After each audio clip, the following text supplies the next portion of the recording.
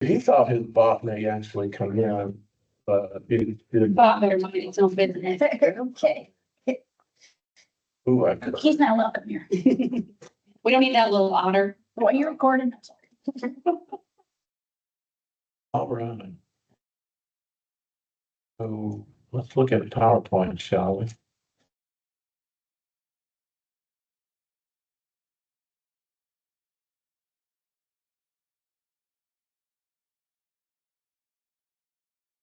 But you all official, making us a nice PowerPoint. Mm-hmm. Oh, yeah, that'd be it. Okay, it says I'm sharing a window. Hopefully this is the window that I'm. It looks like it's outlined in red. Yeah, So so that's a far, good so sign. good. Let me just say this now. The system that I'm gonna show you today is something that works for me.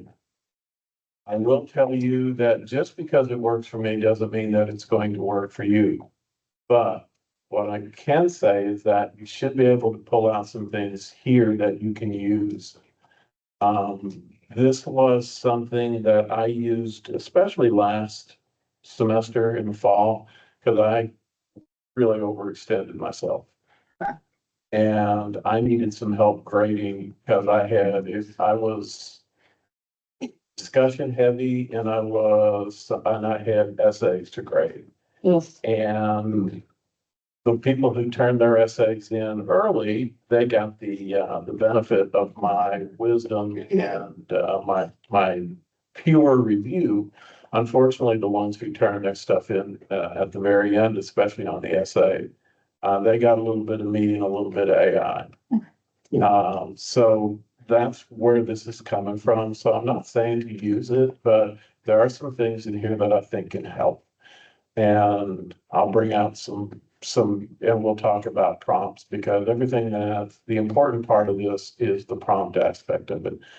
The actual chat GPT and all, it doesn't matter what you use. We got so much that's available. I've got handouts back there that'll tell you for specific things, what some of the best programs are, what some of the best AIs are. For specific like grammar, like for calculations, like programming, writing code and that kind of stuff. There's some, Chat GPT can do it and it does it well, but there could be some things that may do it better. That are more specifically geared towards pure language as opposed to compilation and everything. Chat GPT is really kind of a great all around. Is it the perfect one? No, it's not, but it's really good. Our outcomes, basically, all I want to do is just show you a little bit about what we can do some prompting and create the prompts for yourself. I think everybody here, everybody's been using ChatGPT a little bit or not? Not me. Not at all? Well. When you log in, when you log into ChatGPT, it creates a conversation every time that you start it. In other words, it start a new chat. And if you leave that chat out there and not delete it, that chat remains active. In other words, you can go back and access that chat at any time and continue the conversation with, you don't have to read the parameters, you don't have They to, don't remember who it is. yes, it remembers. Like, or what you were talking about and the specifics of Your conversation. Yeah, I don't start a new conversation every time I do something. So ChatGPT helped me write my tenure packet, okay? yes. So I asked it for something and I'll keep in chat. Can I turn this off? And help.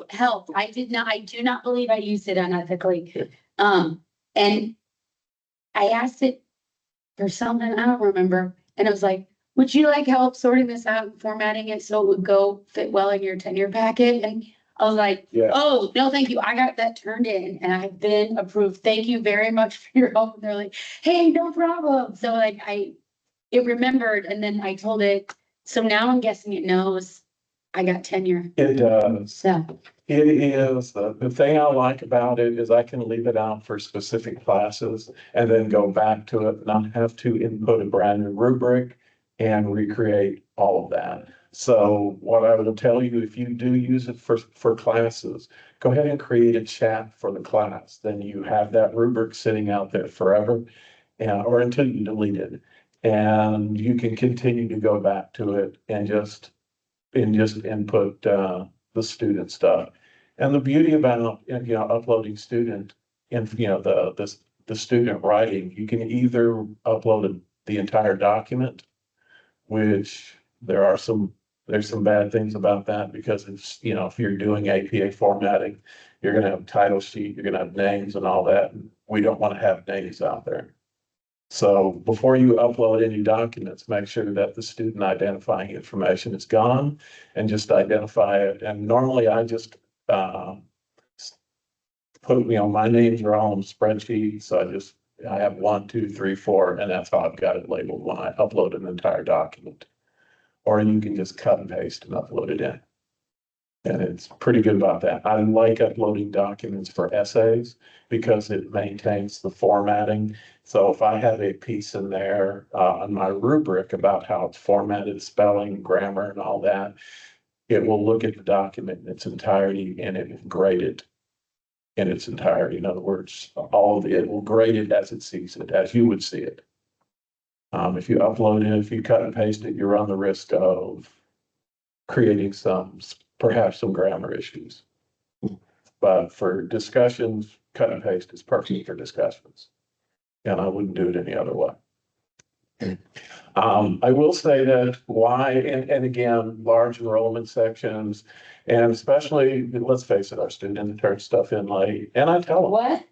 I said, if you turn it in early, I'll read it. They would do an never. assessment, and you can correct it until the due date. It comes You're back. very kind. You are very You're nice. very kind. That's a lot of work. Way kinder than. At the end, I'll tell them, I said, you run the risk of having a more critical eye looking at your paper than if you would have turned it in early. So there is that. I will say that, AI is not to replace you. This is just an assist. This is your assistant. This is like having kind of a work study that, like a graduate student, a graduate. We've all got TAs. Yeah. So that- Being your chat GPT, that's your TA. So yeah, it is not a replacement of you, and please don't use it as your one and only grading tool because AI is imperfect. And so there are ways to ensure that you have less of a chance for hallucinations, or as they call it, delusions. But That's what they call it, and like the chat did call it delusion. they call it delusions, they call it imagination, and they said that hallucinations actually come about because of the way it's set up. It's set up to create, and what Yeah. it has to do is fill in the holes. And to fill in the holes, it creates, Mhm. and so that's sort of where that comes from. So it's a great tool so long as you're checking it. It's kind of like, I wouldn't want So it. that's how I assume. I like the idea of it being available to the doctor to use like in an X-ray, but I don't want it to be the only. The only thing, yeah, looking at here. I want to have a real body looking at it as well. What it can do is analyze structure, look for missing components. If you do it, any alignment, it'll check the alignment to the rubric. Again, how detailed your rubric is how detailed it's going to grade. You can have your rubric, general terms, or you can have it very specific. That's up to you. It will accept anything that you put in. If you're not good at writing a rubric, or, in a grading rubric, it'll create a grading rubric for you. Have you had it grade off of your rubric versus off a rubric it created? Yes. And did you find any different? Did you find one was more accurate? If you really want, one of the weirdest things that I did was I wrote a paper that I thought was a really good paper. I uploaded it and I said, grade it to this paper. Okay. Based on these characteristics, and I had 5, generally break them into 5 topics so that you get 20, 20, 20. Yeah, Easy to grade and you don't have to worry about that. And it's interesting that it will use mine as the showpiece and it'll grade it to the showpiece. So however you want to set it up, it's just kind of interesting in how to do it. But it'll do exactly what you ask it to do. Don't expect it to understand what's in your brain. Don't expect it to understand idioms, odd nuances and stuff until it gets to know you. That's why the conversation is important. And, if you're just using Google, then you can use Google. This AI is full-blown conversation. It can help clarity, look for logic and clarity, and it looks for weak argumentation, which sometimes I miss. Does it look for itself? This is from AI? It can, and I don't trust it. I will put it through several different channels. I use it, before yeah. I will look for the sing-songy effect that AI tends to generate, and I'll go from there. And then if I've got something from the student from a previous class, I'll compare and contrast. And then I'll have it compared to documents from the same student, and I'll say, is this written by the same person? And if it tells me no, then I have a visit with my student. If it tells me it's from the same student, then I'm pretty cool with it, even if it changes up. Yeah, Because students get better over time. Yeah. It is what it is, so that's pretty cool. by yours too. I don't know. I can tell you that Mike Hine, when he was the writing center person, he improved my students' writing immeasurably. I'm sad that that's not a Yeah. thing anymore. So it's, Won't. it was sad to lose Mike and his crew, but I mean, Cynthia and her crew are doing an amazing job too. So what it can't do is replace our judgment. Can't understand student growth trajectory unless it sees it. Can't detect subtle sarcasm and nuance. That's from you and it's from the students. Doesn't understand about your class culture. In other words, if your culture of the classroom is an informal culture and you haven't told it that, it may look at the informality of some of the writing as being incorrect and imperfect. So, I mean, that's why it's important that we have to be still watching it, and then let it know. I will say that I love the guaranteed bias-free scoring. Yeah, to a degree, until it finds out you don't like a certain student. And we'll remember that. Just in case, just a reminder. But I do like the idea, let's face it, we have students that we just love to death because they're amazing. They do everything on time. They're ahead of the game. Then we have students that they're the lateness. They're the ones that everything is late, everything is drama. And sometimes, let's face it, we may be a little harsh sometimes. Just because the beauty about AI is it doesn't hold a grudge.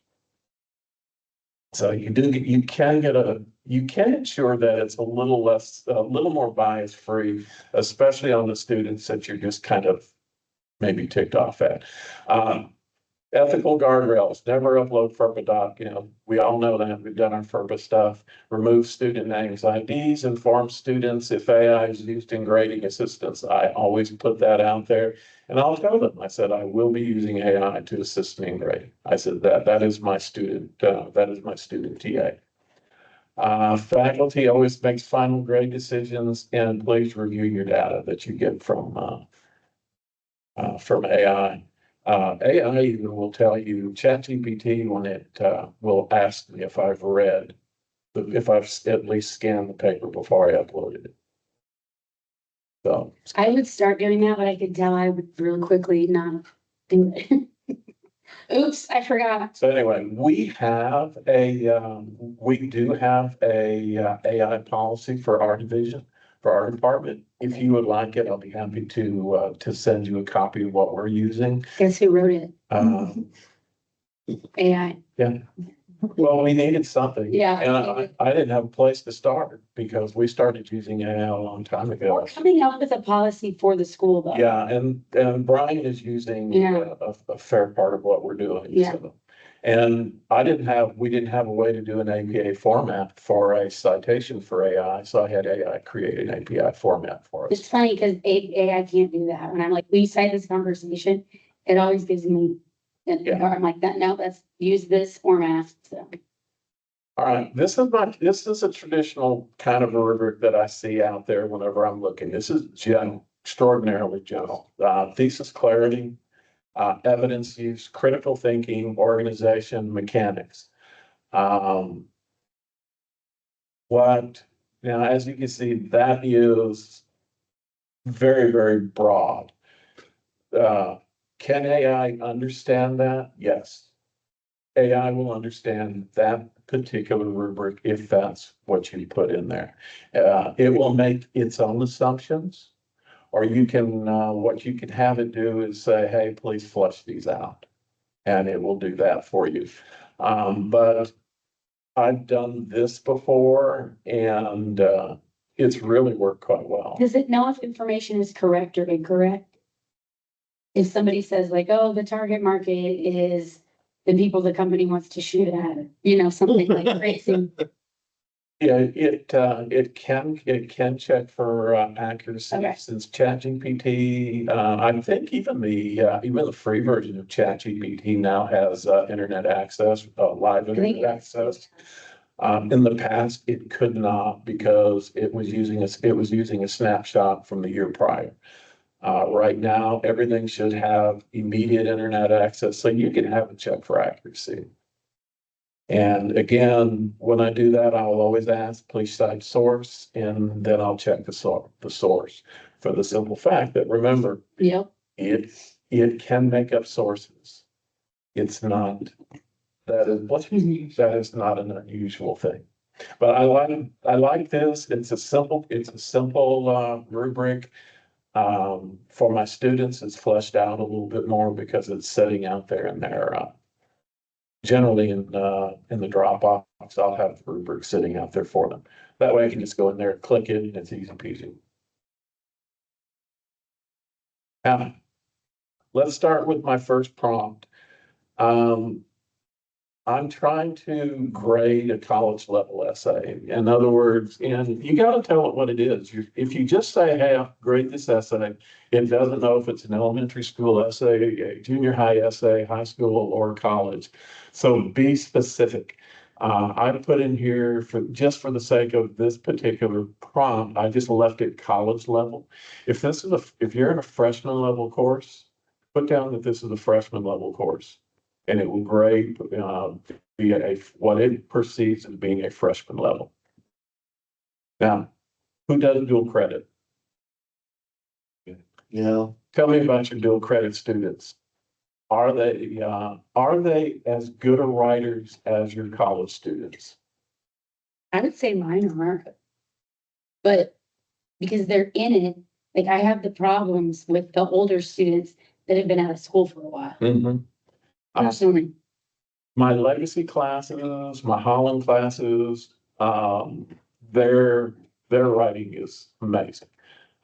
Taylor Proper has been hit and miss. I can say if you want to grade it, for dual credit, I will put in there, and I've got a prompt for that a little bit later, but I'll put in that they're in dual credit. And if they're freshman level high school, I will put that in there and use that to grade them for the simple fact that it's very difficult, especially on a single assignment or first assignment, they don't know how to write that well yet in many cases. So I don't want to beat them up just because they're writing at a high school level as opposed to a college level. So I might go in there, if I think it's too low, I might go in there and just say, this is dual credit. These are freshmen, sophomore, high school students with little essay experience and grade it per that. And from what I've seen, as far as the change in grade, it may run from an 82, 83. If I'm grading at a 78, 76, 75, it'll bump it to an 82. It's not a big bump, but it can do it. And that's up to you. If you don't want to do that, you don't have to do it. But I've had classes where their writing level was not there. And one of the things that I've seen is statistics from Texas 2030 tells us that, what, 40%, I've got statistics somewhere. They can't write at their level, at their education level. They certainly can't read at their education level, What was that percentage again? around 40%. Cannot. I mean, it's pretty But that- brutal. That's so arbitrary. Because my level a few years ago, okay, we don't need to say how old. It was different. So the level I was reading at might be the same level they're reading at, but the level that they're supposed to be reading at is so arbitrary. And personally. Well, look at their TSI scores if you can. Yeah. Generally, that's a pretty good thing. I know if you don't have access to Datatel, it's impossible to see their TSI, but if anybody needs, I have access, so I can pull their TSI scores up if you need to see what somebody's reading or writing levels are. I know I don't do papers, I don't ever do essays, but are you professionally getting your opinion across or getting the answer across to me? That's the bottom line. I'm preparing them Mhm. to get their opinion across or to get the answers across. So I'm not super picky. Now, well, they ain't, I have some, it's just horrible. If it were said out loud, sometimes I'm like, did you read this out loud? And then like, I have students that like randomly capitalize stuff. Like, if you were to send this, not to like the CEO, but like a colleague, would they be like, what is this? Mhm. Like, we get emails at Temple College that I'm like, who wrote it? This is so unprofessional. Wow. Why are we sending, we are a college, we should have a little bit more. So like, what message, because that's part of like, I don't know, if, I know that in your field, people go in because they don't want to talk to people, they want to work with kids. But like, you still have to like create memos for people or explain to somebody something in a way they can understand. So like, are they accomplishing that? And I don't know how ChatGPT feels about that. Tell them what you want. Seriously, I mean, it will do exactly what you tell it to Yeah. do, and it will grade to whatever nuance you want it, so long as it knows what you want. Yeah. And this comes just through practice. All right. So many of the hallucinations come from the prompts, just Yeah. they're vague. This particular one, like I said, it's very, very simple. It's quick. And I've done it for those 5 points, and I told it to evaluate the essay below that I input.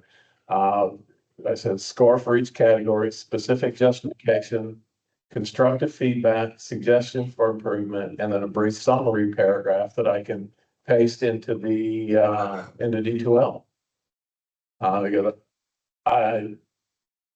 it's an easy way to do it. And I will tell you, it's easy to be critical.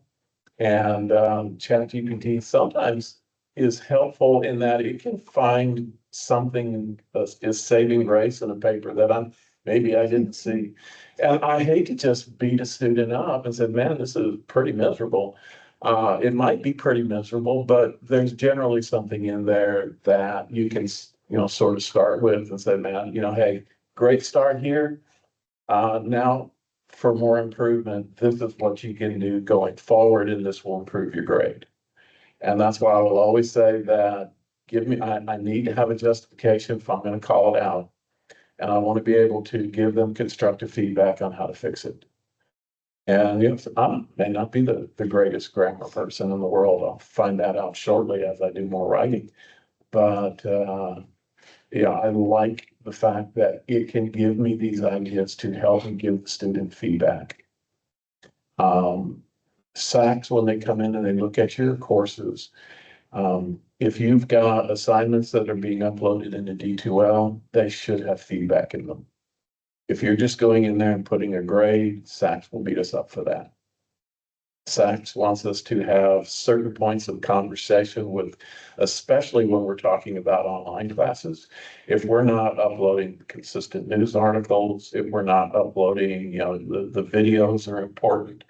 That constructive criticism on Dropbox, constructive criticism and discussions, because you grade your discussions, each one is specific to the chapter. And if you're giving them an 80, you want to tell them and what they can do to bring it up to a 90 the next time. So that's why when you're asking for something back from AI, be very specific on how you ask for it. And it'll give you what you want. I wrote down there at the bottom, the more structured the prompt, the better the output. And the more you cut and paste with this, the better you get. Any questions? I mean, it's not, let me pull this out and go to ChatGPT. I know I'm gonna screw everything up here like I always do. Let's go to my ChatGPT. I'm trying one. Freshman, failure stats, dual credit, divorce, leadership. Where am I at? Divorce. Using ChatGPT for. Are you making? No, we're. How great you guys are together. We are wonderful. I was doing it for something that I was writing and creating. All right, We understand, Patrick. It's okay. let's go back. You saw that prompt that I did. Are you sharing your screen now? Not Oh, yet. you're not, okay. I'm getting to, I was just making sure. all right. I think we all got thrown by the divorce order, Yeah, I'm sorry, I didn't mean to do that. Okay. Okay, I just did one. That I don't think it's a is, good one to use AI for, but I just did one and it gave the person way more points than I would have. it's a start, it's a start. All right, stop sharing. Now let's go back and reshare. Oh, I didn't realize that we had somebody out there. I'm really having a day. Sorry, Desi, I didn't realize you were out there, man. Yeah, I've been out here since yesterday morning. That I believe, that I definitely believe. I won't leave you hanging. We did record this, the front part, and I'll be happy to go over it again. Before you leave, let's go. Perfect. Is that it? Yeah, there it is. Okay. This is what I got using the specific, just that small prompt that I did, that I showed you on, the slide. And I asked this is the evaluation, the 20, and these are the score that he gave me on a thing that I uploaded. So I mean, even with just using the categories and a point value for the categories, this is what it gave me. For thesis clarity, it gave the student, and I put down not make it a grade. It wasn't gonna be a grade paper. It was gonna have issues. You told it was gonna have issues? No, I did not tell Okay, it, okay. but I didn't want to have a great paper in there and then just have it make an A. With the thesis that I put in there, it gave the individual a 15 out of 20. Use of evidence, it said included examples, cutting corners for profit, but they remain general and hypothetical, no real world cases, which is one of the things that you're very specific about, especially in discussions. You want real world cases. Yeah. This figured it out on its own. I didn't tell it to do that. It was just something that this is what, that real world stuff is evidence, and they didn't use any. Critical thinking gave it a 14 out of 20. Organization, 17 out of 20, and then mechanics and grammar, 16 out of 20. So low C or mid C range. Is that what you thought it was? Yeah. Okay. Yeah. It was clearly a C-level paper. I intentionally put grammar errors in there, a little bit of spelling, not terrible. Not anything that would, you would go, oh God, the student is just an idiot, but just enough to where it looked like it was done hurriedly. Here's what it wrote after that. Look at that, 3 strengths: clear understanding of core concept, recognition of stakeholder impact and balanced perspective. Did you tell your chat GPT that we're a caring campus? Yes, I did. That is something that every time I do anything where where I'm writing, having ChatGPT help me write something for students, always Caring Campus is there in everything that I do. We are a Caring Campus. Let's let ChatGPT know that we are. 3 strikes, 3 areas for improvement. So it did it, like I said, this is just based on that, the prompt that I showed you on the PowerPoint. Add specific frameworks or examples, deepen analysis of trade-offs, and then strengthen the thesis statement. Thesis statement was crap. And I always talk to my students, you want to get me to read your paper, give me a great thesis. It's the trailer. Yeah. It's the trailer It is for indeed. your project, your presentation. And when you Make it worth my time. fill me in on that, you're gonna get a better grade. If you don't, I'm gonna start looking for grammar errors, I'm gonna start looking for spelling, I'm gonna start looking for all the little crap things. And then overall feedback, sorry, it keeps pulling stuff. The discussion demonstrates the solid fundamental understanding of ethical decision making and reflects thoughtful engagement with the topic. Now, is this exactly how I would write? No, it's not. But it gave me something that I can put into that little box that says, for encouragement. And and again, I didn't make it specific. This didn't necessarily come back as Caring Campus, and it's not necessarily my tone, but because I just threw it in there real quick. Okay, so a couple of questions. Sure. So do you take those strengths and weaknesses or areas for improvement and this feedback and then put that all into their comments, or do you? I don't, not all of it. I'll do bits and pieces that I think are important in there. Okay, Do I want to have, will I on a paper that is really pretty grisly? Yeah. They'll get a big review because, I don't want that phone call. Mr. Finnegan, why don't you give me a D? And I said, well, I want them to know exactly why they got the grade that they got. So on that, especially, the lower the grade, they're gonna get more feedback from me. Because they need more help than, the D person is gonna need more help than the C person, will need more help than the B person. okay, If you're making an A, basically, there's not a whole lot I'm gonna beat you up on. I'm just gonna tell you what you did well and just build on these things. so then my second question. Okay, so like the class I'm teaching for A&M, a very intensive class. It's a lot, but it was a fully set up class with Anthony's like materials that he uses for his class. But he's got like very specific analogies that he uses in this. It's an auditing class. And he's got very specific analogies like he came up with to use in this class. What I have to put in, because like they have to do like discussion questions based on that, and then they have to write papers based. And then it's referencing those things. So would I have to tell it what those analogies are? Yes. So, okay, Just cut and paste it in. okay, all right. And just explain what they are and how they should be used as far as how they should impact the grading. Okay. And again, you only have to do it once. It's not like you have to do it for every person that you upload. Right, okay. Once you've created that chat, Yeah, it's there forever. And now the only thing that you're doing from that point forward is just uploading either the discussion or the essay or the paper, whatever it is that you're putting in. You don't have to put those analogies up in there again. okay. It's a one and done.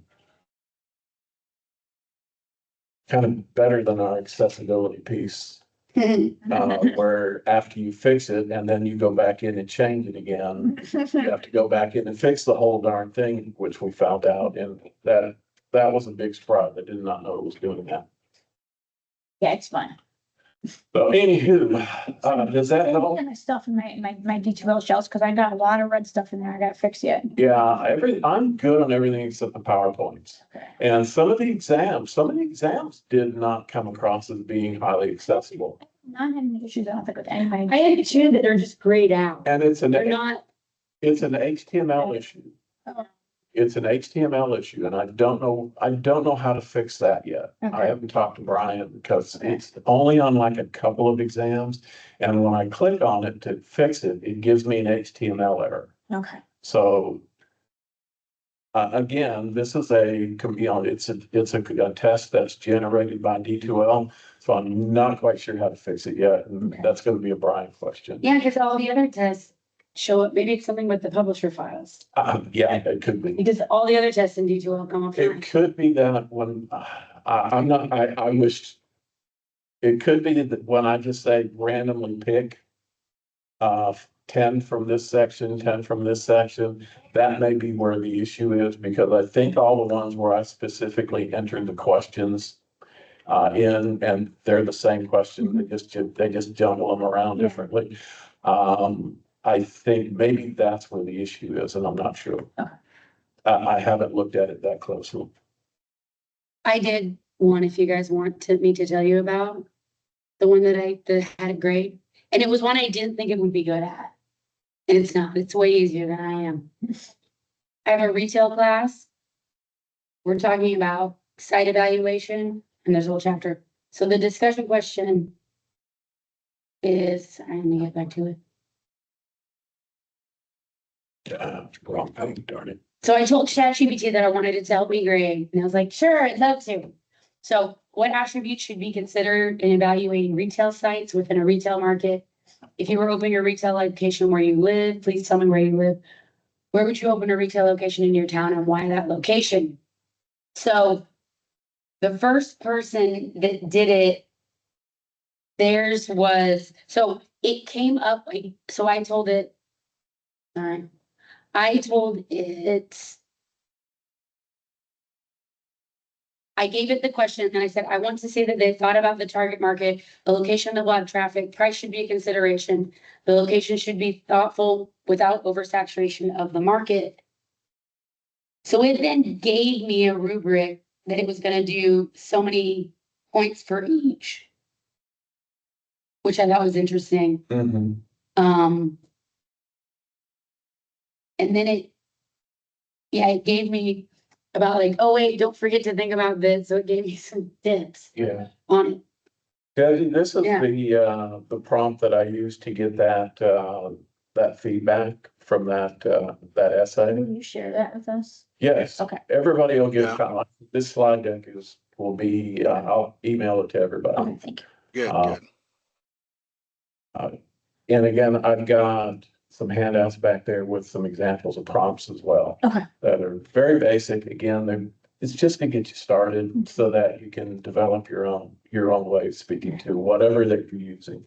And again, I'm not saying to use ChatGPT. Gemini is sitting on everybody's computer.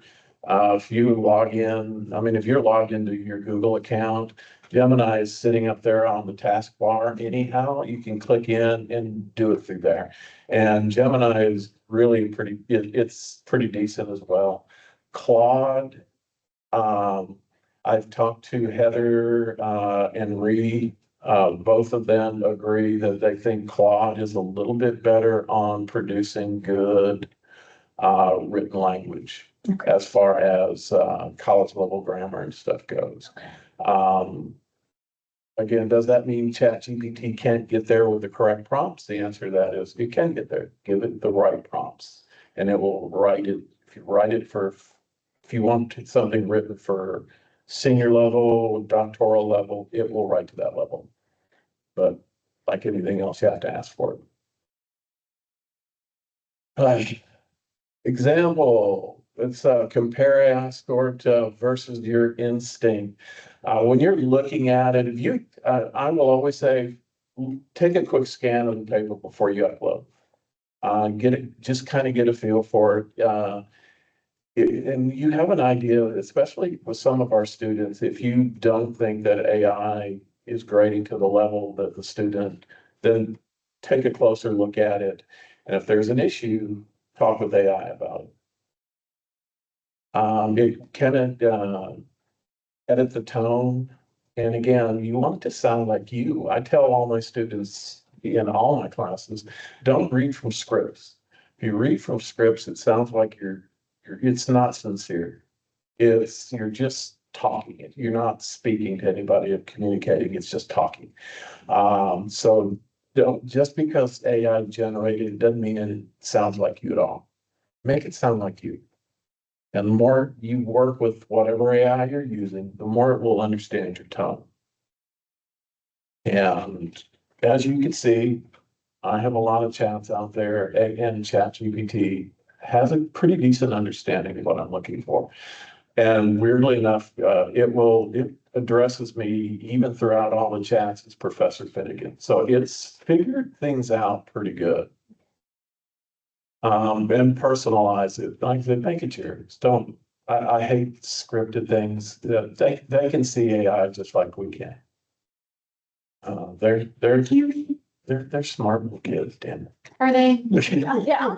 They can be. You're right. Yeah. Most of them are over half of them are smart, but it's the other ones that I'm like, really? Did you not think I would know that this was, like you haven't used a capitalized letter and now you're turning this in and it's in perfect form?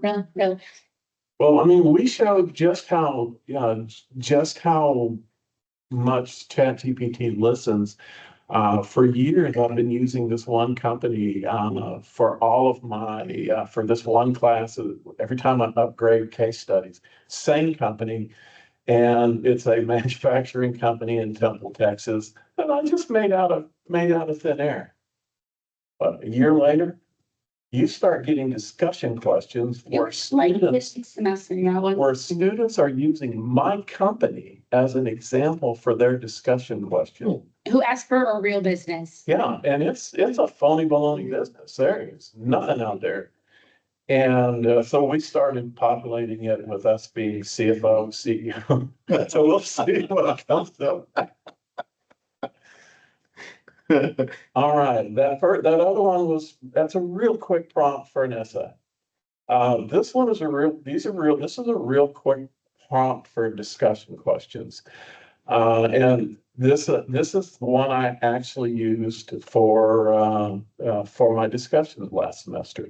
Criteria, evaluate the following student discussion posts. Criteria, demonstrate understanding of chapter concepts. I will let, ChatGPT knows what the concepts were. In other words, I told them what the chapter was. I told them what the book was, just in case it had access to the book. Most of the time it doesn't, since access to a textbook generally requires money. Getting into a 4-page textbook is not the most legal thing in the world, so ChatGPT doesn't do it. Now, that doesn't mean I won't upload a previous edition of the textbook and have it based on that, that like we got from Z Library and whatnot, just upload the PDF and then I can say we're doing chapter 2 and 3 for this week, grade for chapter 2 and 3. It can go in, evaluate what's in chapter 2 and 3 in that PDF file, and then evaluate the discussion based on what it's supposed to be, what's in the chapter. So again, this is however much, effort you want to put into it. It's up to you. And I can't do it for all of the classes, but I do have a couple of books that are still pretty close. And I say apply concept to real world example, which I got from Miss Jennifer here. Thank you very much. And engages respectively with peers.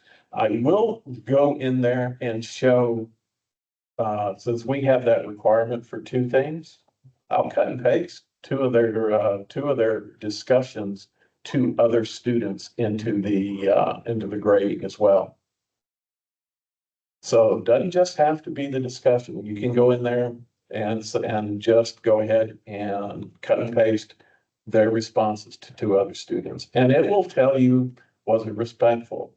Now, we've had issues where we've had political grandstanding and whatnot in some of the classes. I would love to see how it would do on that. And yeah, I've been very fortunate and I've not had that in any of the classes yet. So I'm almost tempted to just do it on as a test just to see what it picks up. Yeah.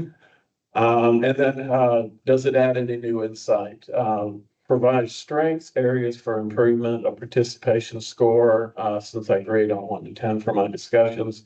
And then a short feedback, comment that I can put in there into their D2L post.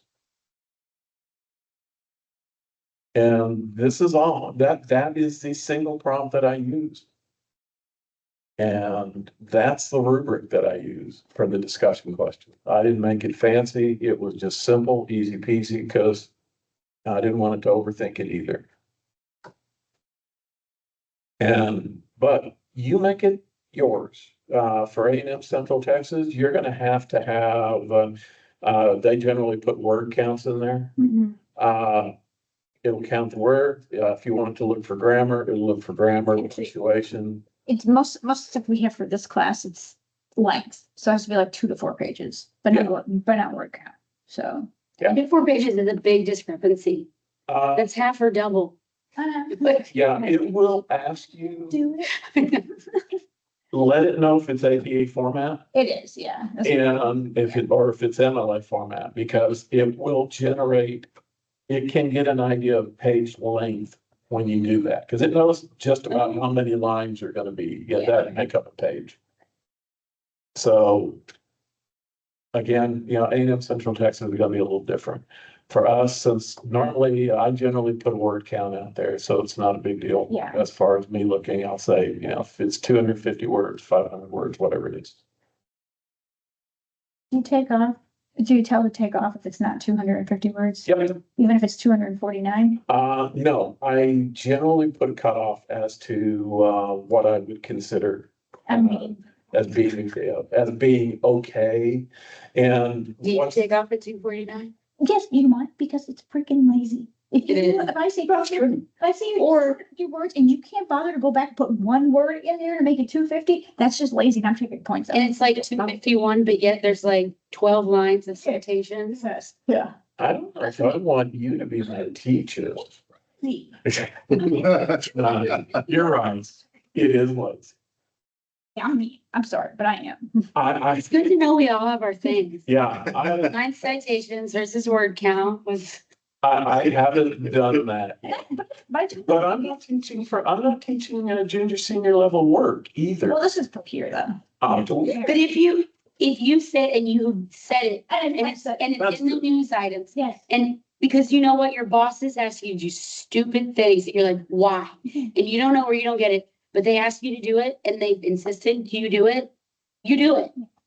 And I tell them at the beginning of the semester, I'm like, if you have 240 words, it's not that Is hard that to go back and 250? add one more sentence so you can get 250. That's I true. tell them that. That's true. But yeah, if it's 249, I'll take points out because I'm mean. Now, you want me to go back into that ChatGPT chat and show you what the response was that I got from that? If you don't mind, I can dig back into it and We did. because I actually got an example of this. Oh, we roll slow. Okay. Ready. PowerPoint AI. That looks like it. No, that wasn't it. That's a great idea. Ah.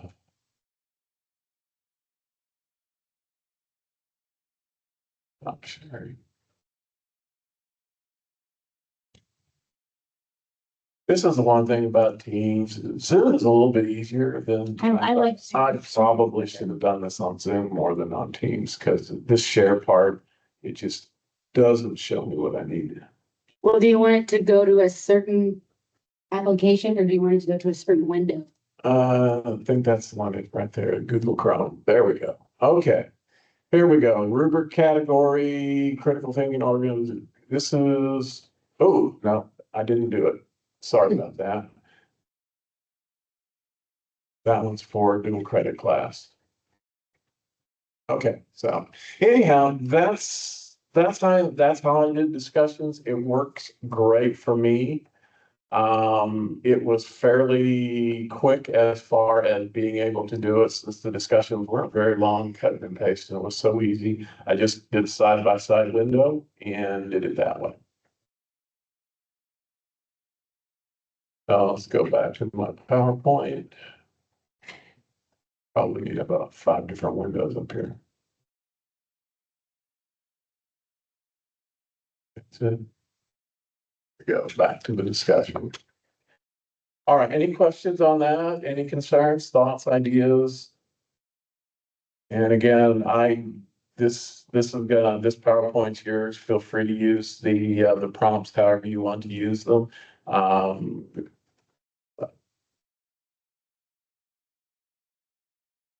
And next, batch grading strategy.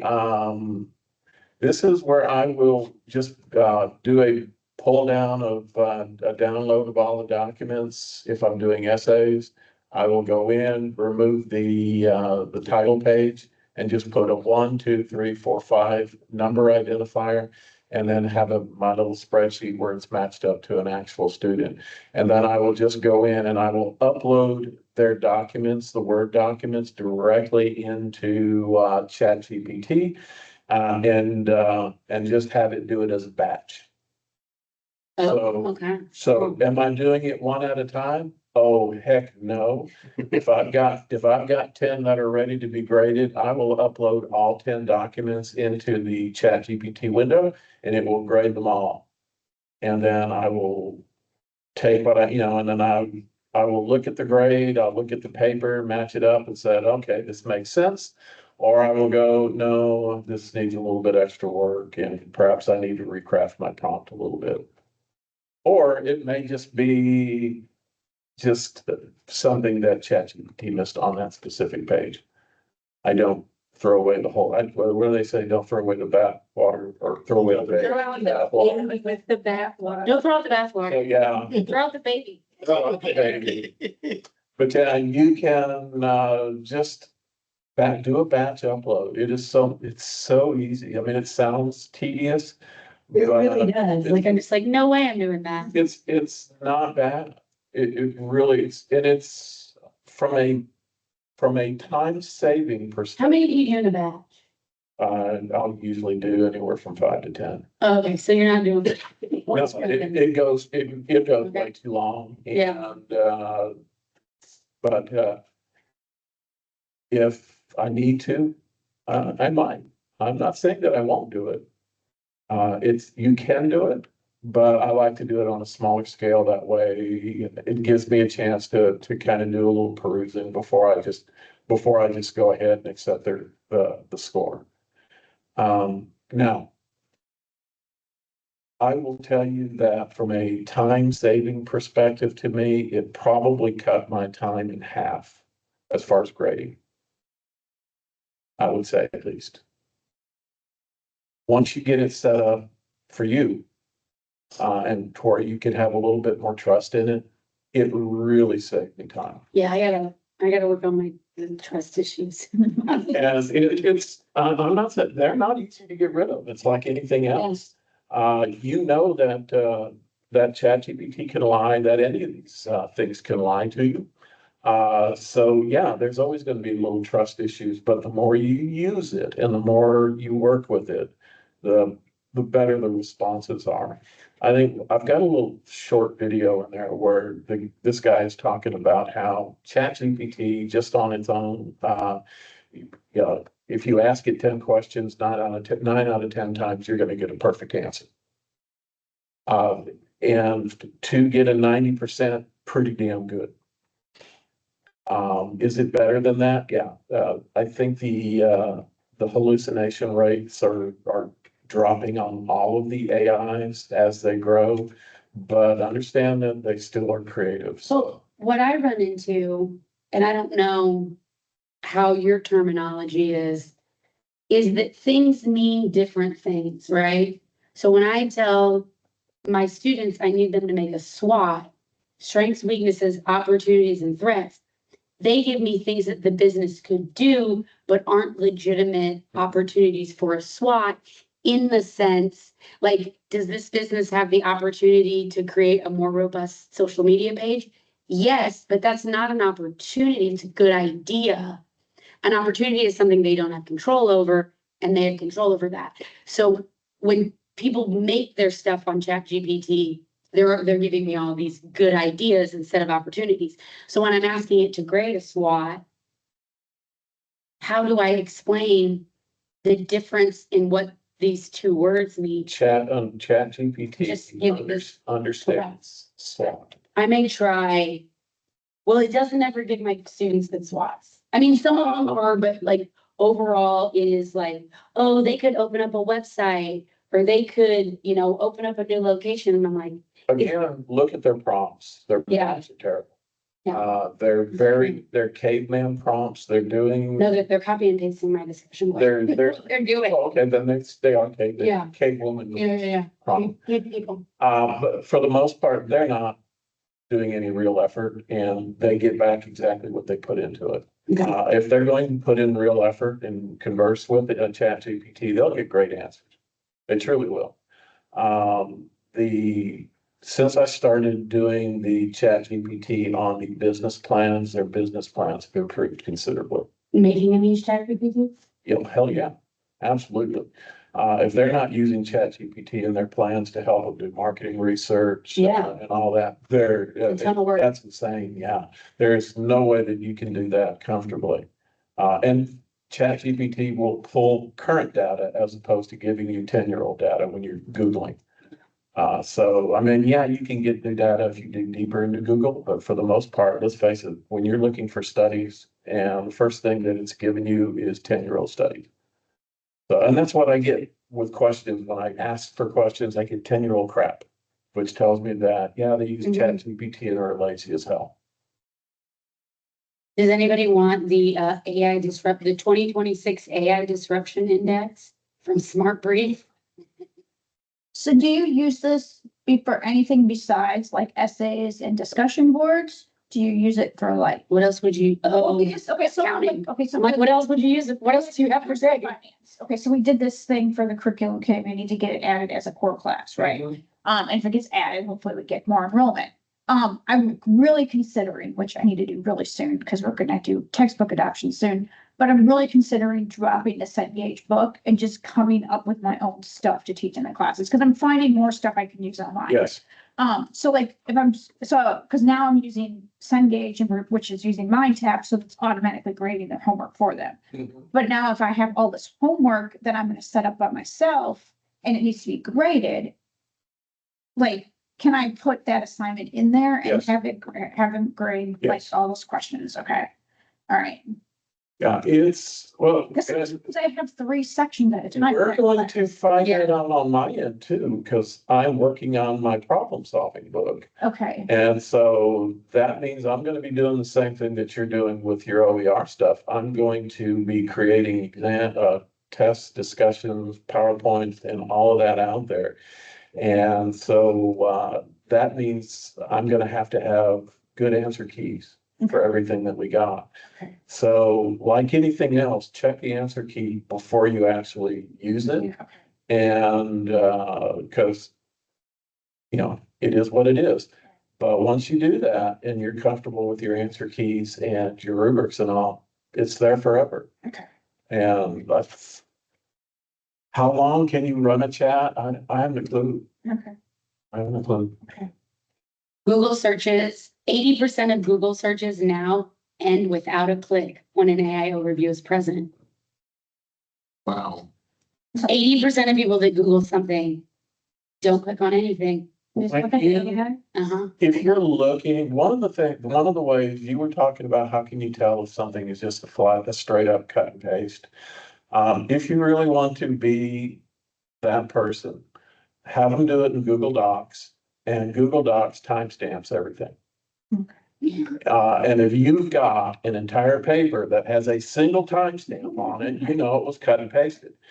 It will tell you this sentence was done this time, this sentence done this time, and it will give out timestamps. Ooh, in their discussion, I can look at the code and I can tell them the code if it was copy and paste. Yeah, you showed me how to do that. Yeah. It's like the little tricks and techniques are there. They're there to be used. Do I trust Turnitin? No. AI is a learning platform. So it will learn how to defeat Yeah, what it's being used. turn it like something, I'm like, why is this so much? And I'm like, Oh, well, they quoted all of it and like, I asked them to do research, like they pick up it's supposed to be like a certain length for it to be like plagiar, to be. But they're like, oh, like they picked up the company's mission statement. Well, they couldn't have made that up themselves, like that was supposed to be. I've actually had papers that I knew were not turned in by ChatGPT because they were so miserable. Yeah, Yet the ChatGPT said, or yet turned it in, said that it was like 80% plagiarized, or, I'm going, no way. And is there a paper out there that's this crappy? And how can that be? And so, yeah, it's the best thing that I found is using Google Docs and then getting a comparative document from them from an earlier class. Because yeah, when we were, last semester when we had, what was his name? Jennifer, the student that we had. oh, Javier, Javier, yeah. And we were trying. who I still have, who does a horrible job of I it. was trying to, see some of his stuff and if it was AI, like one of the checkers I ran it through, and maybe like turn it in, gave it like an 88% AI. But then I ran it through another one, I don't remember which one I used second, but it only came up like 10% or 17% or something like that. So like there was a huge discrepancy Yeah. between. the- ChatGPT will tell you why it thinks Yeah. and why it doesn't think, which I find very helpful. Yes, Okay, and all of them will do that. Copy and pasted an entire Wikipedia page for his answer. Awesome. Wikipedia. That had seemingly nothing to do with the discussion. I was like, I can't, I offered on numerous occasions, I will sit down and do the discussions with you. We have a disconnect. And I never heard back from him. Now, do we need to go over how to do a rubric, grading rubric? I think we've all kind of done them before, so I said, just about all of mine are set up on a generally on a 5-point Likert scale or a 4-point Likert, depending if I'm using 5 pieces of criteria. I'll do a 4-point Likert scale or something, or just give it a range between 1 and 10 points. It will it will come up with where it fits, where it thinks it fits within that range. But I try to make it as easy as I can because I want the rubric to be in D2L in the Dropbox so that the student knows exactly what I'm grading on. I don't want any surprises. Because I've got amazing students and I've got students who need help. The ones who need help, they're gonna get the bigger write-ups. But again, I'm not beating them up. I'll never beat a student up, no matter how crappy the paper is. I'm gonna find something in it that there's gonna be a saving grace in there somewhere to start my You conversation. turned something in. Thank Yeah. you. And it was on time, which Yeah. was unusual for you. It looks like you typed. Good job. Created, and I have done this. This is a prompt that I have used to create a rubric where I didn't find something online. The beauty about online is there's so many rubrics that are already created for various types of essays. There are business rubrics, there are mathematical rubrics. There's everything that's out there. You just have to look for them. But if you want ChatGPT to create your rubric, this is what I'll put in there, create a grading rubric for a college level essay on ethical decision making. Categories should include argument clarity, evidence, critical reasoning, organization, and writing mechanics. As you can tell, this is my business ethics thing. So I want writing mechanics in there. Yeah. It's important that they know how to write better than they're writing now. I'll never say that they're gonna write great, but I want them to write better when they leave my class. Or at least understand why they're not. Understand why it's important. Yeah. So this is the prompt that I've used to create rubrics before. If you want, in other words, if you have a 1, 2, 3, or 4 level inside of each of these items, it'll break it out for you. It'll break it as. It gives you like what a 4 is, what a Yes. 3 is. I've created rubrics on AI before. And I'll do that because when you set it up like that in D2L and you're grading, that rubric will pop up and it'll have, you can click it into the 1, 2, 3, or 4 category.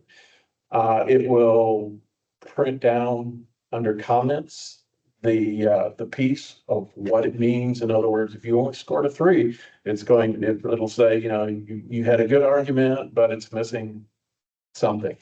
And it does that for you. And it's so much easier when you're trying to give them the student feedback. And remember, SACS loves feedback.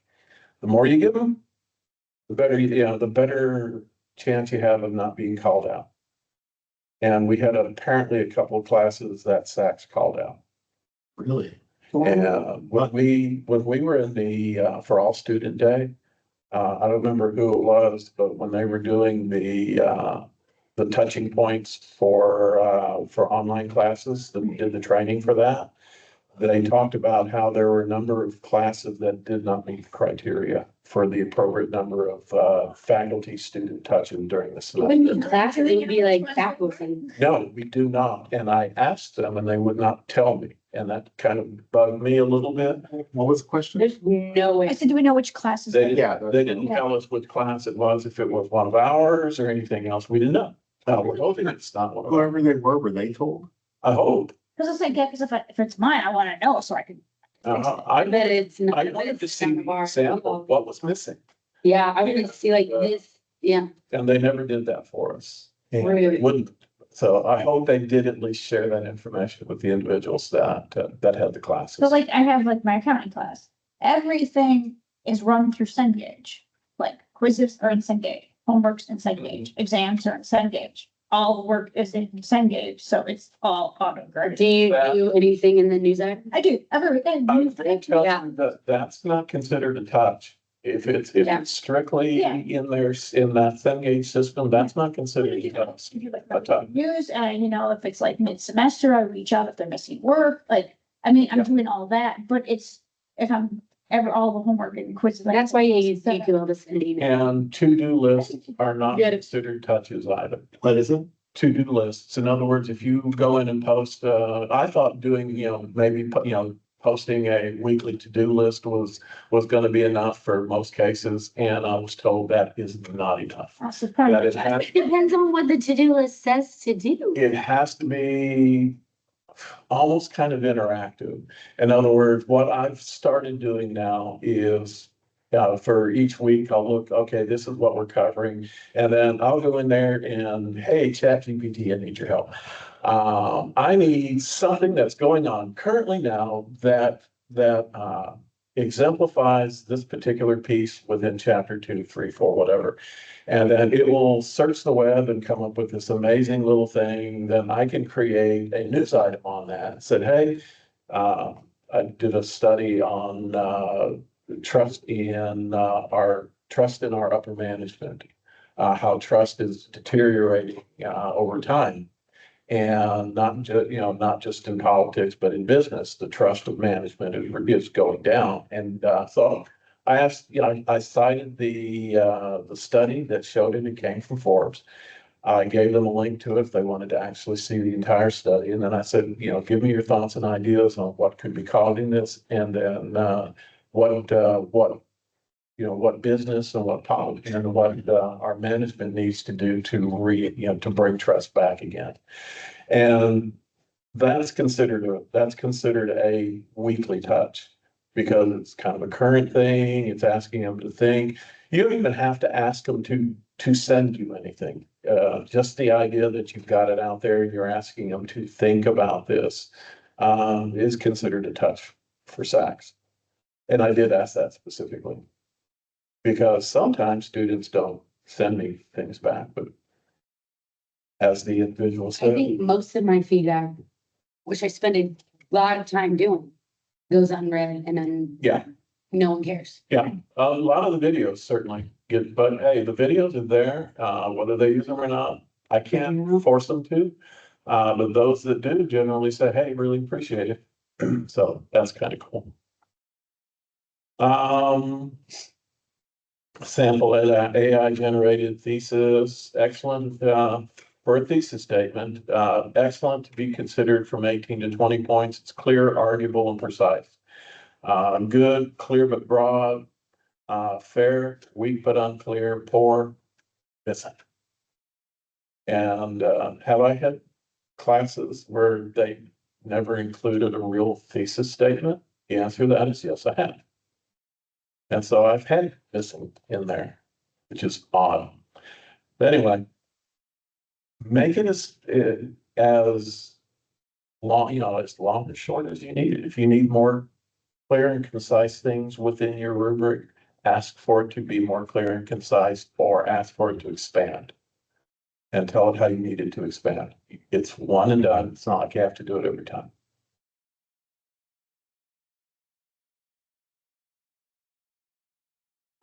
Okay, here's an example. One of the things I kind of told this earlier. If you have what you consider to be the standard, the gold standard to use as an example. Now, does it have to be your gold standard? The answer to that is no.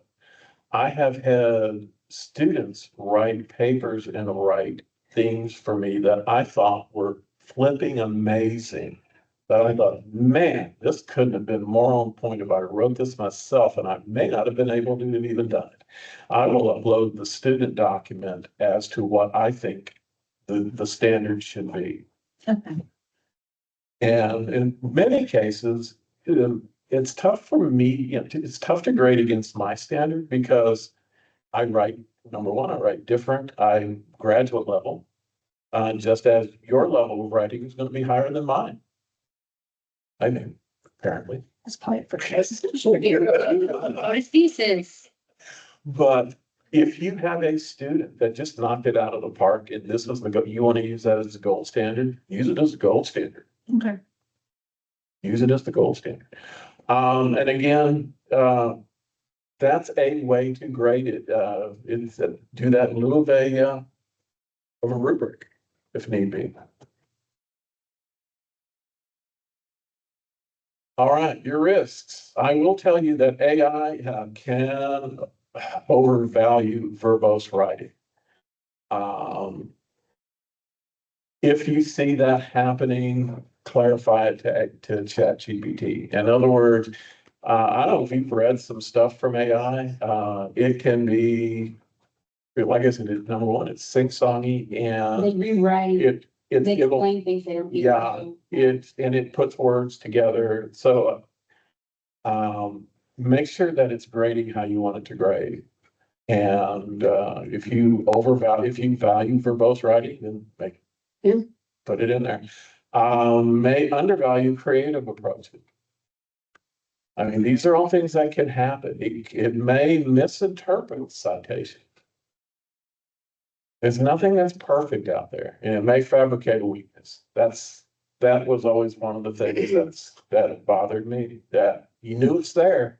It's possible, so I generally will watch, like I said, before I put anything in a student evaluation and hit the send button, I make sure that it's a correct thing. And the beauty about ChatGPT, if it says that something is weak, ask it how, and it will show you and tell you. Faculty should skim paper first, use AI second, and then make the final call.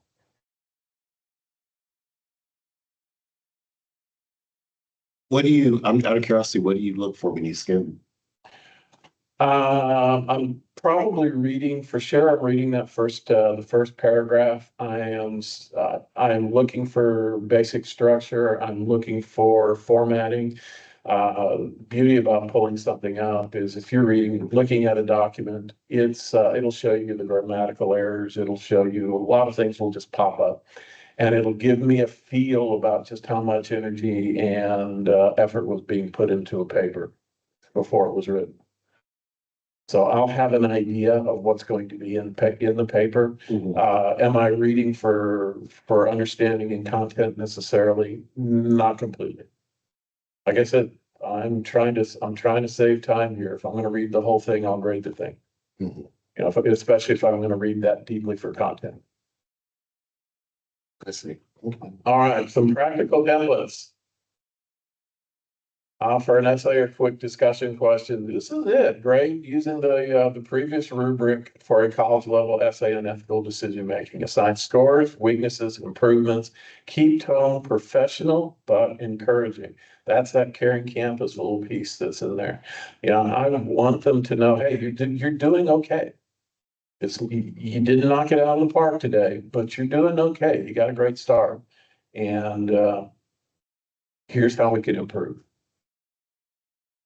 So it's simple. There's nothing nuts over this. You don't have to, you don't have to be that deep. Once it gets to know you, it'll know you. Here's my contextual grading. It says nearly half this is from Texas 2030 report.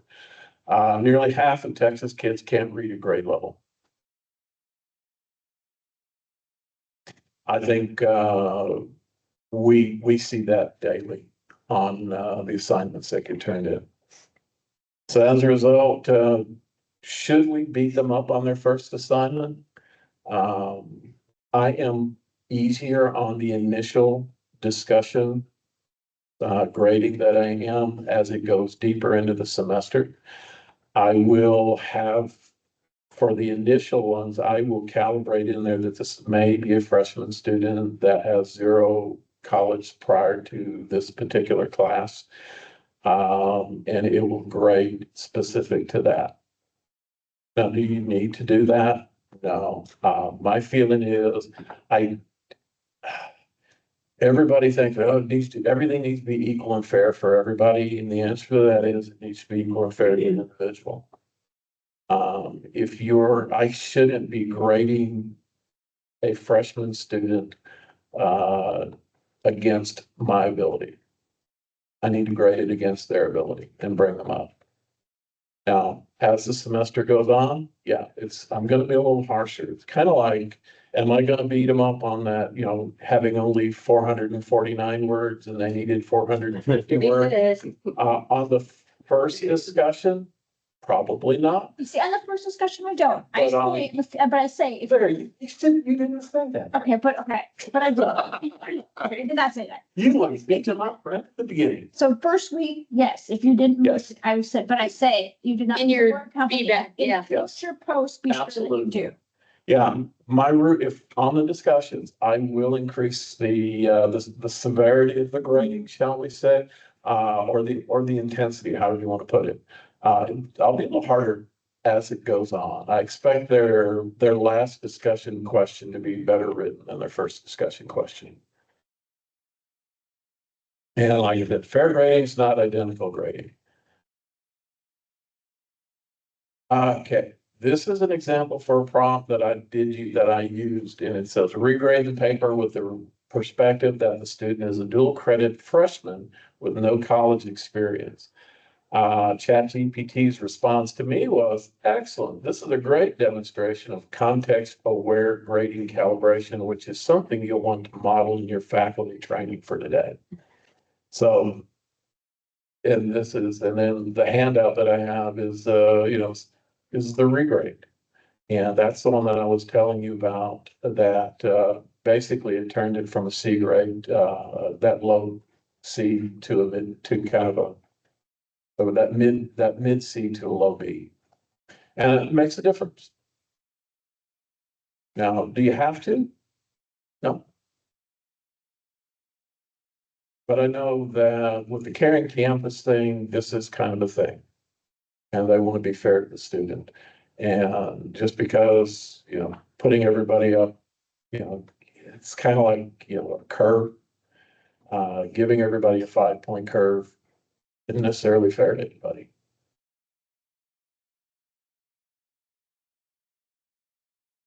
They think it is.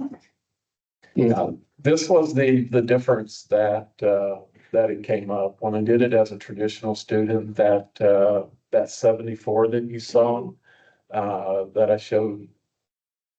That's the first side, the traditional college student. Then I had it adapt for a dual credit freshman standard. and it brought it to an 82. So we're not talking about a huge difference in score, but it can be the difference between, making them, just knocking them off their feet right from the get-go. And does that mean that I continue the dual credit standard through the rest of the semester? The answer to that is no.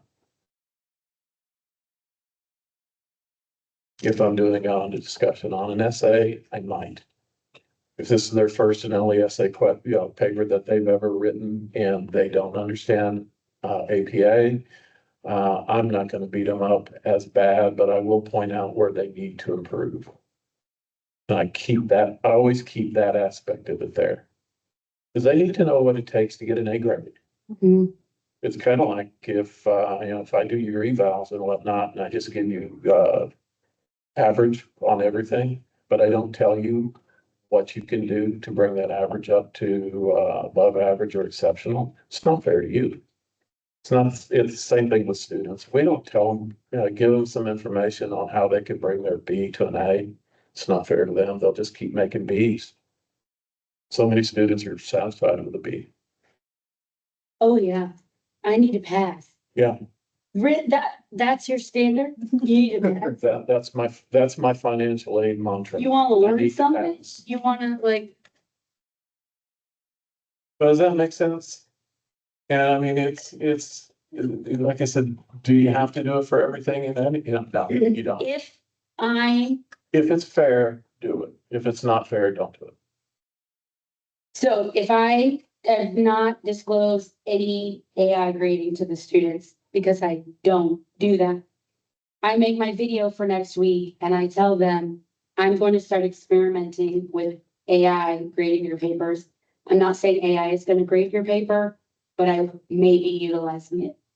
Is that disclosing it? Mhm. Not everybody watches the video and that's their choice, but it's how. It's available Okay. to them. All right, I do have a little blurb in my syllabus now that I do put in there that, I may moving forward, but and I'll just say that AI may be used in the grading of Yeah. discussions and essays. And just let them know. I mean, I think it's fair. okay. I just wanted to make sure that I had that.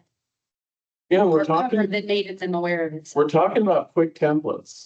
Provide one thing that the student did well, one concept that needs clarification, one question to deepen thinking, and score it out of 10. That's all you need. I didn't really go nuts on these things. And it gave me good information.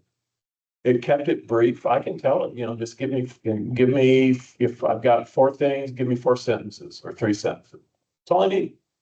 Most of the discussions really didn't need a beastly amount of information, especially if they did well. But when an individual doesn't give me what I want, I need to let them know that they didn't give me what I want. Unfortunately, students with your feedback is just like students with your videos. A lot of students don't give 2 cents about your Yeah. feedback and they don't read it. They don't even realize you're giving it to them. So, I know they don't. I say, I don't think this is plagiarized. I think that you just didn't fight me thing. If you send me, I will change your grade from a 0 to whatever you yeah. are. And they don't. Do you guys have a lot of discussions or a lot of like, I don't want to say that your students don't think, but things that make them think, or is it simply like, do this in this application to show me that you're able to do it? Well, in my classes, it's all about thinking. Okay, what do you teach? Programming. And That's do you- all about thinking. What else do you teach besides the Microsoft stuff? Do the PC hardware in the network class and the security class. And you know all that stuff? Okay, good to know, good to know. Is it like, do it and it works or don't? Yeah, basically. So that it's more project based Mhm. than discussion questions? Yeah. Like, not that they don't think, but they like, oh, well, I wonder what would happen if I do this, like. I tell like, I'm looking for wrong answers sometimes. In class discussions, not. I actual- wish we'd had this back in the day when I used card decks to do things, because I could have used AI to tell me when I had cards out of sequence. Oh, yeah. You're at the punch card? Yeah, and, 'cause I mean, we used to have these big card decks that we were using back in the day, and if you got something out of sequence, you would have a problem. Yeah. And, Problem. being able to, being able to have had AI look at the lines of code and then tell me what was in an incorrect sequence, or if I, set up a loop incorrectly, Mhm. which I've done before, and put it into an infinite loop, and Yeah, those are a little difficult to undo. Once Yeah. you do them. sure. And, so that would have been nice, but, again, I guess I've now tried this. If you've got a student that has written some code, you can put that into into ChatGPT and ask if this would be a working program or application. Without having to actually, punch the run button and see what happens. That's true. It could, like I said, I have beaten up a computer before with an infinite loop. They happen. That was at the University of Texas, and that was their brand new computer in their physics lab. Back when computers weren't a home thing. Right. They were Right. Bulky. just Yeah. businesses could afford computers, and Yeah, like. they were a whole room. Mhm. But I will tell you, this particular system, it speeds up feedback. It does it's very consistent. The feedback was not how I would say it, but I'm like, oh, I mean, it is like, so unfortunately, like the bar has been set for my tone this 8 weeks, but I can always shift it Oh, yeah. to be a little bit more. I mean, it's use it when you need Yeah. it kind of thing. It's, for sure. It was my lifesaver last semester. And I think there are some discussion questions that will be somewhere that are a little bit more black and white, that are less like, oh, I didn't think of it like that. Like I asked you how something works, not how you could do, Just for y'all to think about, choosing the right AI tool, for complex reasoning and analysis, OpenAI. For coding and technical, Claude, it gets a lot creative and reflective. Claude does really well. Research and citations, Perplexity is amazing. Large documents, Gemini actually does pretty good. Just about all of the models, I think, work well with large documents and data. I have used ChatGPT in lieu of Power BI to crunch my fantasy football data. And then workflow automation. Do I just use AI for grading? Hell no. AI helps me write my news articles. AI helps me write my emails. AI helps me, and it does all of these things just quietly and seamlessly, and I don't have to worry about it. Can you tell us about the PowerPoints? I absolutely will. This is the one that I will recommend. If you're going to pay for something, I highly recommend Gamma. Gamma put this together. This is the Gamma PowerPoint. Now, did I use it strictly? No, I added my own stuff in it, but all the pictures and stuff is all generally, if you get if it's generated by Gamma, it's royalty, it's taken care of. All the copyright fees are done.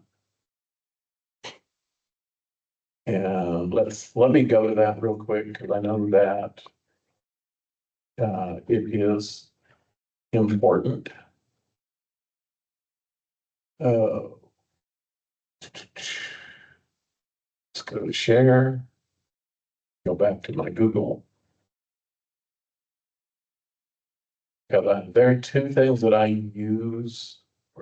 There's Google Chrome that I use religiously. And Gamma is one of them. As you can see, I exported the thing for tomorrow. This is an example of what it puts together. I mean, this is professional. It's very easy to read. The neat thing about it is it generally meets most of the criteria for accessibility. You do have to watch out for color from now and again, because the accessibility issues, you've got color grades that aren't bold enough, it will let you know that. But what I love about Gamma is, you can create new, and you can generate from a one-line prompt in just a few seconds, a PowerPoint from one line. Paste in text, it will use your exact text. It will, if you've got a long document that you want to build a PowerPoint on it, it will generate and glean information from the document and create a PowerPoint for you. You can pull it, you can upload a PowerPoint and tell it to make it better. And it does it. Just for grants. What do you want to do a PowerPoint on? We can get in here. Then try right now. Yeah, Avogadro's number. say that again. Avogadro's number. It's in chemistry. AVOGADROS. AVO GAD. GAV A D. D. I'm sorry, look it up. Avogadro. It's spelled AVO GADRO. It's Italian. I have already learned. Let's see what it does. Avogadro's number. That may get you results about the scientist himself.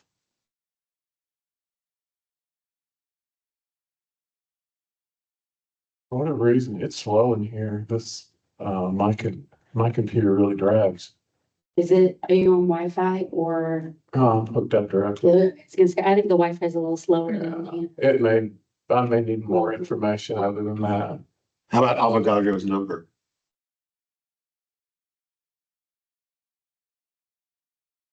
Or there's just so much information out there for it, it's trying to. That could be too. Yeah, it's very general. Do I need to be like, how specific does it need to be? Yeah, let's do something quick and dirty. Okay.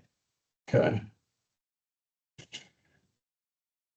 The 4 Ps, sorry. I mean, there's a lot to.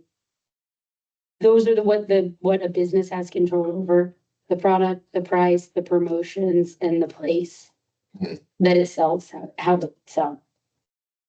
Okay. It's a very basic business Principle of business. tool thing, yeah. And again, I apologize, it's running slow, but, I did when I think Heather told me about this, when we were in Maryland. And I did it when we were in the middle of training. She showed it to me and I'm there. And so I thought, oh, I'll just give it a try and see if it works. And it worked. And, the words "holy cow" came out, but I replaced "cow" with another word. And, they were quite surprised. So, I mean, it's, as you can see, it's producing it. I had no idea they were developed by E. Jerome McCarthy. Yeah. I've just always known, You said this is the one. $13 a month, $14 a month. What I do is I will switch between my video and this. So when I need to make PowerPoints, I will pay for this by the month. Mhm. And then when I'm done, I don't need PowerPoints anymore, I'll discontinue it. And if I need to create videos, then I'll pay for that. And then let's see, we go down here and we can change, these are the type of visuals that it will do. Oh, It can be concise, detailed, minimal, if you want it extensive so that it looks like a Cengage PowerPoint with too many words and nothing else. exactly what I tell my students to not And do. then hit the generate button and then boom. It'll start creating for you. And there we go. And all the things where you see the little AI, the little Gemini looking thing, it's creating artwork for that. Interesting. All right. It's so easy to use. I mean, if you want, it's however you want to do it. When I need something quick and dirty, before class, boom, I can get this done, then download it into a straight up PowerPoint or just show it from here. You can actually show it from this platform as well. And it is the Gamma app. Okay. Gamma AI, I think, is something different, but the Persons. why it matters. Did you say curses? I said, of course it is. Of course. And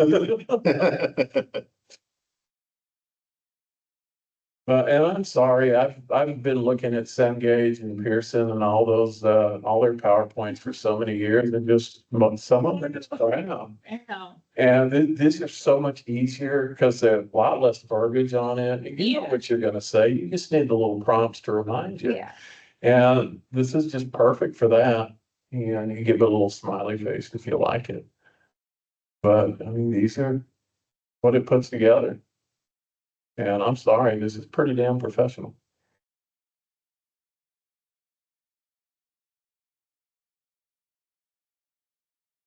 Now, you will, these are AI pictures. Mhm. So from time to time, they may have. When we got this iPhone with two different.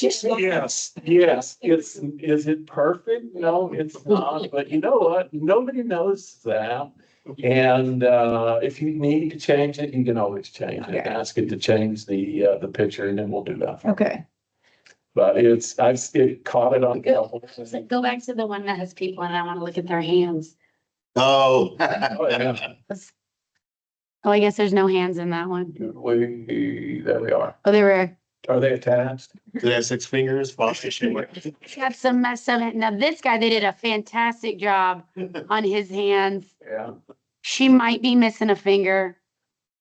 That's, He might have an extra finger. hey, the $13. And it looks like he doesn't have a thumb, so, but it looks really, like you would not know. That's why I got up to look. You can't. In the audience, you wouldn't know that. The thing that we did when Phelps generated, I sent him a picture of our fountain and he did an AI generation of a party at the fountain. Yeah. And there's this one guy that's suspended in midair. He said, he was like, is this, and but I was like really zoomed in on like looking for people, yeah. Understand, it gives you what you want. There was a thing where they said, generate 5 different pictures of a bear looking through a telescope.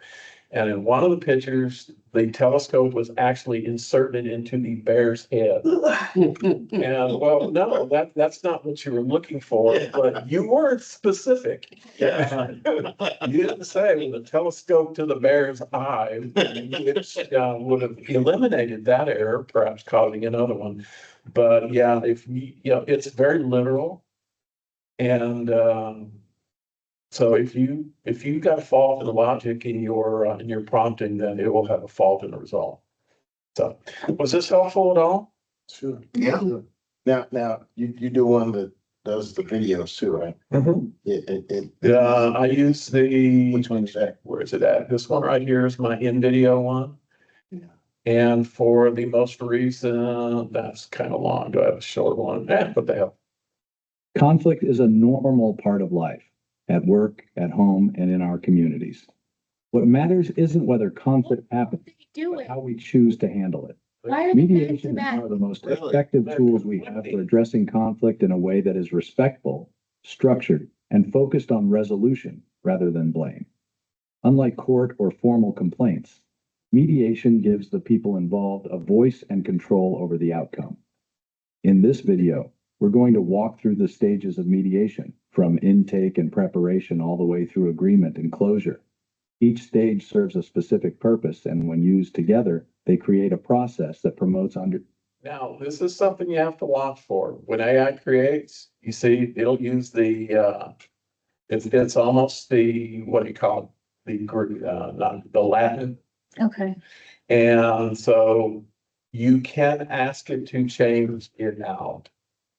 And I don't like the music that they put in here from time to time. This particular one, I've used, I had to change this particular video up because had some odd things in it. Hmm. But it's, again, it's AI a lot of these things are AI generated. And as a result, sometimes it's not exactly what you want. But I'm not, I'm not using any points against my, against the number of points that I get you get X number of points a month.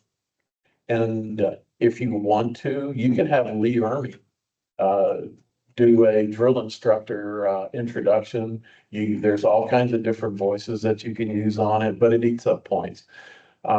Since a lot of the ones I do, I don't want to eat up points because these are just 2-minute things that nobody pays that close There are attention. like 4 people out of your 26 people in the class watch. So, but these are the things like with any AI you have to watch out for and just tell it to, please check that out.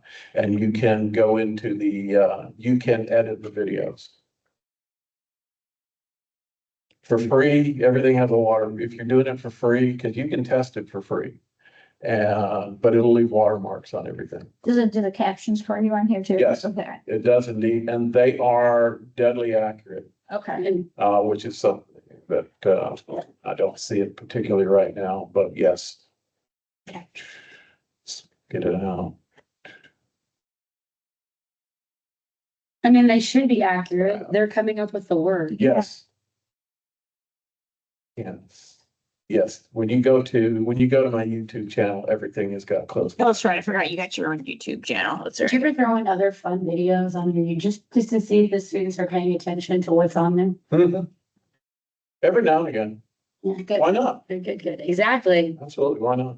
But these are the two that I use. This one, I think it's like $20 if you, but it's worth it when you want the little higher quality things like that. I'm not real tickled with my voice when I record. And I don't know about you, but there are just times that it's very difficult for me to roll through my script without mistakes. And I have a ton of mistakes in my Go videos. back. I hate my voice. I don't watch them. I don't care Yeah. what happened in the video. As So- long as I'm like, yep, I said everything I did. I do not watch them. It's good to hear. At all. I like the They're not for fact me. that I can put this together in just a few moments and have it ready. The beauty about it, when you upload it into YouTube checks for any copyright issues on you before it posts. So that gives me a feeling that everything that I'm putting out there is not gonna get me busted for anything. Do I run both of these at the same time for pay? No, when I need to do a lot of PowerPoints, I'll pay for a month of PowerPoints. I may have an overlap, but not much. Try to keep it cheap. Can I run a scenario by you? See how you deal with, I have a class and it has like over 400, for one chapter, it has over 400 PowerPoint slides. Right. Oh, my Lord. Loaded. Yes. Ask it to, If you upload it into Gamma and ask it to cut some things that it feels are repetitious, or it will do it for you. okay. Ooh, And plus, I guess, kind of like the Caring Campus is strictly for CompTIA. So they're preparing for the certification exam. Right. So- Oh, I was getting nervous. I was being. Over- I was like, oh, let me see. Yeah. And this is for I was getting CompTIA for preparation. Yes. And, If you needed to grade specifically for them, then just put their just cut and paste their criteria in. okay. And leave that chat window open so that anytime Yeah. the grading to that specifically, it's there. Now, you could, if you're doing multiple grading patterns within Yep. within a specific class, in other words, you're only doing one exam for CompTIA, and then everything else is to another rubric. Have them both in there, and then the one that you're grading to the CompTIA, that say, you utilize the CompTIA example to grade the rest. Yeah.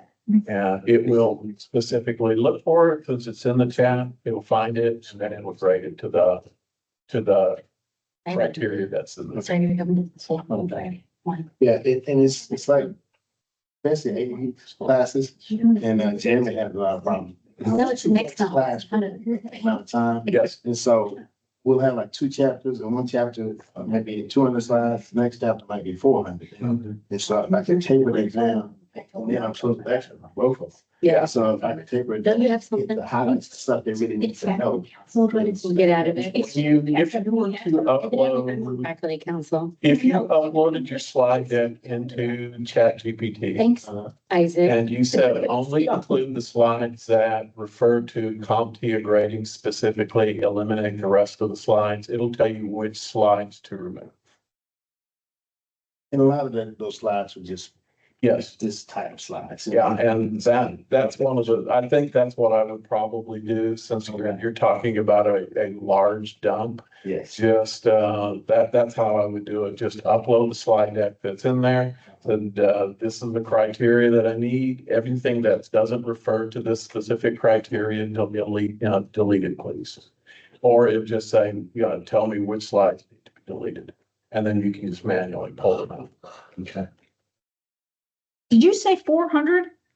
Some chapters have 4, sometimes 200, but sometimes. You can almost not physically enter through those slides in an hour and 15 minute class. No way in hell. I mean, We just have a discussion. We just kind of talk about. yeah. Yeah. Different things and Now, Cengage was notorious for that. Yeah.